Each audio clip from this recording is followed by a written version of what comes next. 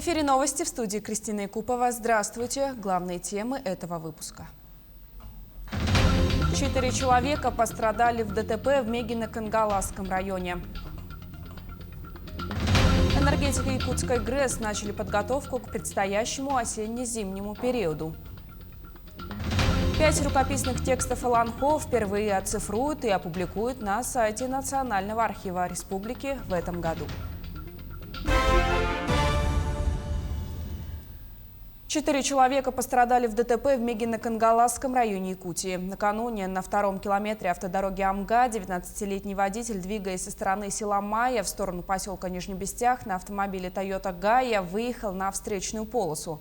В итоге совершил лобовое столкновение с автомашиной Toyota Corolla Fielder под управлением 52-летнего водителя.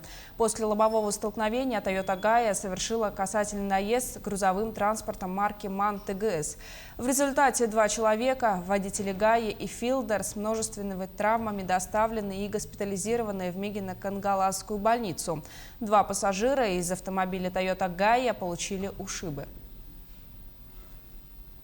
Республиканский фонд развития промышленности получит на поддержку производителей 273 миллиона рублей, в том числе 173 миллиона рублей из федерального и 100 миллионов рублей из регионального бюджетов. Благодаря фонду проекты лесной, ювелирной и легкой промышленности получат займы по ставке 1% и 3% годовых. Отмечается, что среди субъектов страны Якутия получила самую большую сумму субсидий. Минпромторг России высоко оценил промышленный потенциал республики по итогам прошлого года. Индекс промышленного производства за январь-октябрь прошлого года составил 121%, что значительно выше среднего показателя по стране.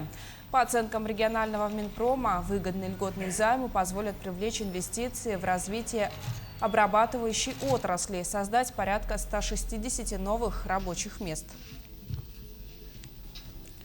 Правительство страны планирует обнулить ставку НДС на 5 лет для инвесторов, которые строят, предоставляют в аренду и управление туристические объекты, в том числе гостиницы и иные средства размещения, сообщил зампредседателя правительства России Дмитрий Чернышенко. Льготный НДС также смогут получить владельцы уже существующих гостиниц и иных средств размещения. Мера будет действовать до 30 июня 2027 года. По словам вице-премьера, следует обеспечить условия для сдерживания ценообразования в гостиницах на фоне стремительного роста затрат по ключевым статьям расходов, сохранить рабочие места в индустрии. Из Якутии в федеральном перечне туристских объектов значится более 60 гостиниц. В России предложили выплачивать субсидии в размере 100% выплаты за ЖКУ многодетным семьям. Инициатива вошла в число мер поддержки граждан и бизнеса, которые считают нужным принять члены Комитета Госдумы по строительству и ЖКХ. Предложения направили в Минстрой, в ближайшее время их рассчитывают представить и в Кабмин. Также в числе инициатив субсидирование 70% вплаты за ЖКУ людям старше 65 лет. Кроме того, предлагается предоставить субсидии на оплату ЖКУ семьям, в которых есть безработные, и отвязать размер пени от ключевой ставки Центрального банка для граждан и управляющих компаний. Отопительный сезон в Якутии еще не закрыт, но энергетики Якутской ГРЭС начали подготовку к предстоящему осенне-зимнему периоду. В этом году ремонтная кампания на ГРЭС-1 стартовала с капитального ремонта газотурбинной установки номер 8. Основная задача специалистов станции и бригады Якутской энергоремонтной компании – приведение большого механизма, подающего свет и горячую воду к домам жителей не только столицы, но и центрального энергорайона к заводским параметрам. Работы на 8-й газотурбинной установке будут проводиться до начала мая. Далее по графику в капитальный ремонт будет выведена следующая газотурбинная установка. Во время ремонтной кампании на объектах Якутской ГРЭС обеспечивается необходимый размер мощностей для бесперебойного энергоснабжения потребителей. На сегодняшний год в рамках ОЗП отопительно-зимнего периода у нас запланированы капитальные ремонты ГТО-8, ГТО-2, также основного оборудования и вспомогательного. Параллельно также на этот год запланированы ремонты пиковых водогрельных котлов, газопроводов, оборудование по жидкому топливу. То есть полный объем, все, что в этом году запланировано, у нас все происходит в штатном режиме. То есть проблемы пока нигде не наблюдаем, все идет согласно сетевого графика. За 46 лет с момента строительства в Нерингре возникла необходимость в проведении энергоэффективного капитального ремонта жилых домов и объектов социального значения. В некоторых домах происходит утечка тепла через стеновые ограждающие панели, и эти потери вылавливаются в перерасход тепловой энергии, которая распределяется на собственников жилых помещений и влияет на повышение платы за коммунальные услуги. Стоимость обшивки одного дома составляет около 40 миллионов рублей. Соответственно, на весь город требуется порядка 8 миллиардов рублей. Сейчас в адрес правительства республики подготовлено предложение по вхождению Нерингри в программы по энергоэффективному ремонту. В домах требуется утепление фасадов методом обшивки или покраски с термоизоляционной краской. Необходимо привести в порядок внутридомовые инженерные сети, остеклить подъезды и установить входные двери. Сегодня выступаю, мне прошли встречи и с министром жилищно-коммунального хозяйства Республики Саха-Якутия, с первым заместителем председателя правительства Садовниковым Дмитрием Дмитриевичем. Мы свою озабоченность уже высказали. И мы сегодня вырабатываем механизмы, за счет каких программ мы можем ускоренными темпами войти в программу энергоэффективных капитальных ремонтов. Это скажется как раз экономия тепла по каждому жилому дому, скажется на реальной экономии тепла для каждого гражданина, для каждого собственника жилого помещения и, соответственно, снизит плату за коммунальные ресурсы. Тем самым мы будем повышать уровень и качество жизни нашего населения. Спасатели-водолазов прошли тренировочные учения в Якутске. Тренировки проходят традиционно в 2 этапа. На первом проходят занятия по охране труда при выполнении водолазных спусков и работ, а во втором этапе проводятся практические занятия.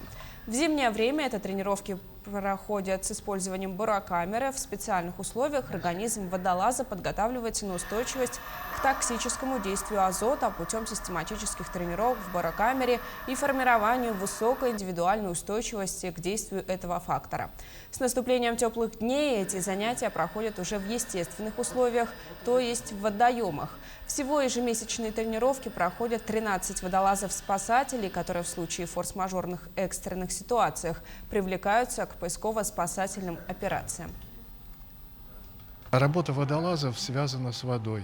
Чем глубже они опускаются, тем больше давление. Человеческий организм просто-напросто при таком большом давлении, в несколько атмосфер, в несколько десятков атмосфер, он просто-напросто перестает нормально функционировать. Поэтому, чтобы водолазы привыкали к таким давлениям, мы постоянно проводим их тренировки именно в этой барокамере. Эта барокамера позволяет опускаться до глубины 100 метров.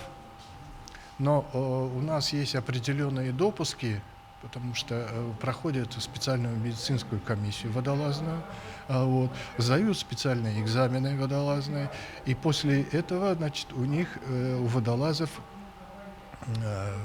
появляются, допуски.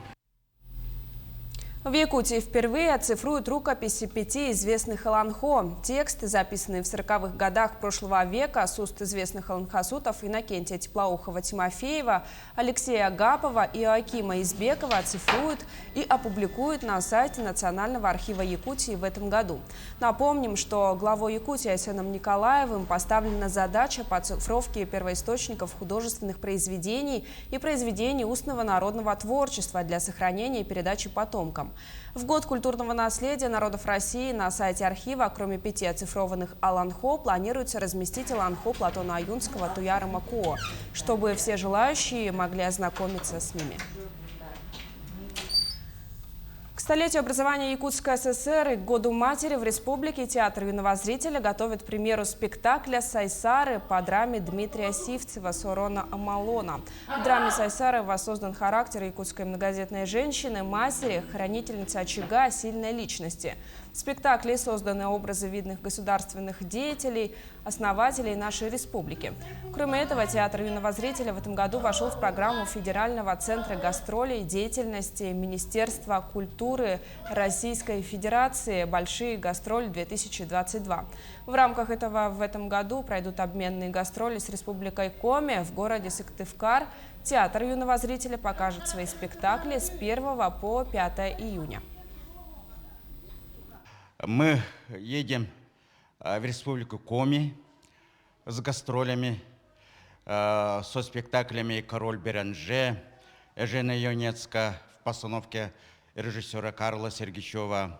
Также мы везем спектакль для самых маленьких зрителей «Камень счастья». В свою очередь, театр молодежи Республики Коми приезжают к нам и выступают в Якутске с 3 по 8 октября. 7 марта у православных верующих начался Великий пост. После его окончания христиане отметят праздник Пасхи. Из-за того, что дата Пасхи рассчитывается по лунному календарю, она может приходиться на период с 4 апреля по 8 мая. По правилу, Пасха празднуется в первое воскресенье после весеннего полнолуния. Великий пост – самый строгий пост в году, а наиболее строгими неделями считаются первая и последняя. Основные правила Великого поста – отказ от пищи с животными жирами, молочные продукты, яйца и алкоголь. Но главное – это, конечно, духовное очищение.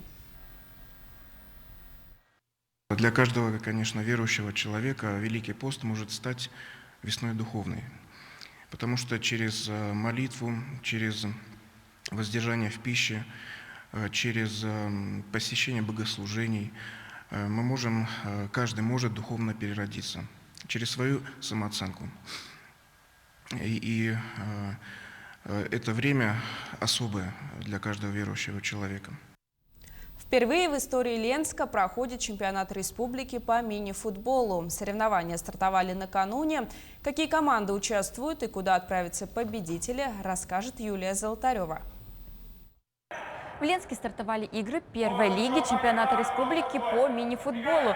Участвуют 10 команд. Практически все приезжие. Это сборные Мирного, Якутска, СВФУ, Еренгринского, Мегико-Кангаласского, Горного, Усть-Алданского, Хангаласского районов и поселка Жатай. Последние две команды открыли турнир. Жатай обошел игроков Хангаласского улуса со счетом 4-3.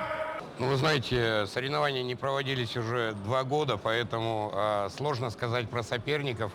Но у нас команды первой лиги это достаточно сильные, все команды, поэтому кого-то выделять, я думаю, что не очень правильно будет. Мы все время настроены только на победу сборной Якутска, только первое место у нас, задач других нет. Команды 4-5 равны в этот раз, вот в этот чемпионат республики. Они как бы все одинаково сильны, что та команда может выиграть, что та.